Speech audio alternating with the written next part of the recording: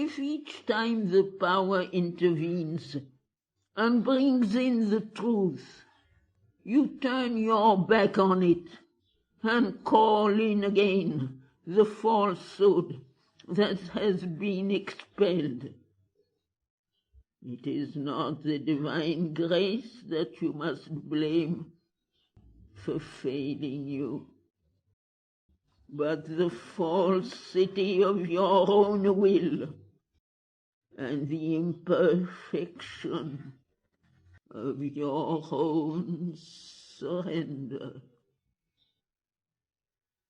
If you call for the truth, and yet something in you chooses what is false, ignorant, and undivine, or even simply is unwilling to reject it altogether, then always you will be open to attack, and the grace will recede from you.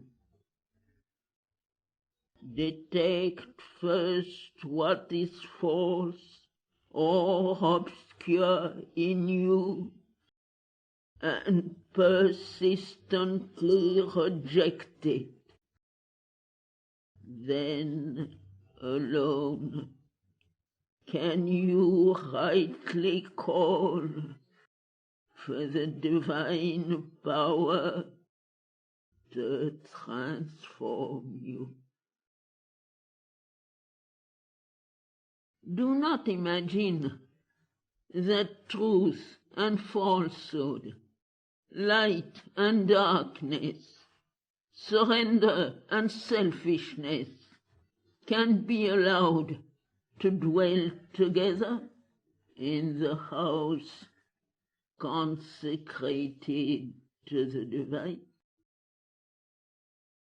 The transformation must be integral, and integral, therefore, the rejection of all that withstands it.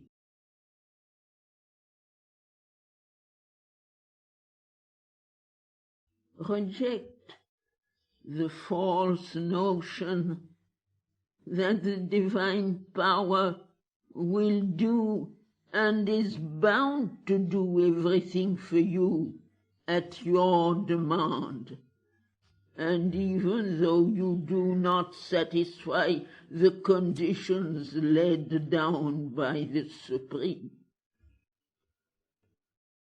make your surrender true and complete.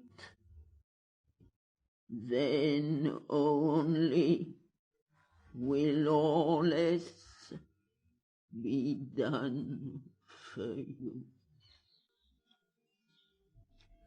Reject, too, the false and indolent expectation that the divine power will do even the surrender for you. The Supreme demands your surrender to her, but does not impose it.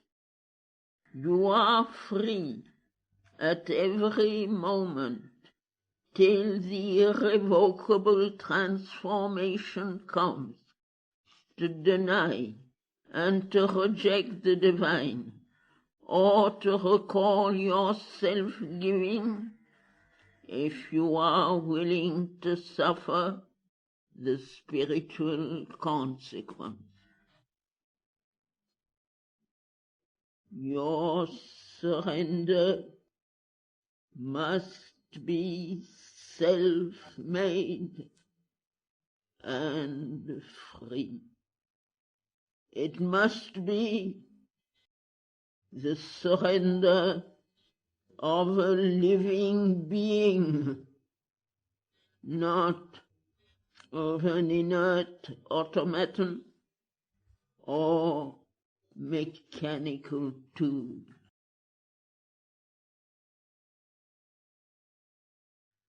An inert passivity is constantly confused with the real surrender. But out of an inner passivity, nothing true and powerful can come. It is the inert passivity of physical nature that leaves it at the mercy of every obscure or undivine influence. A glad and strong and helpful submission is demanded to the working of the divine force.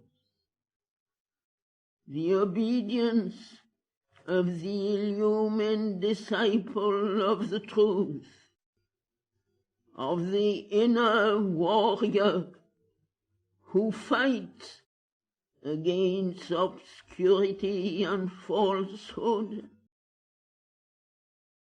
of the faithful servant of the divine.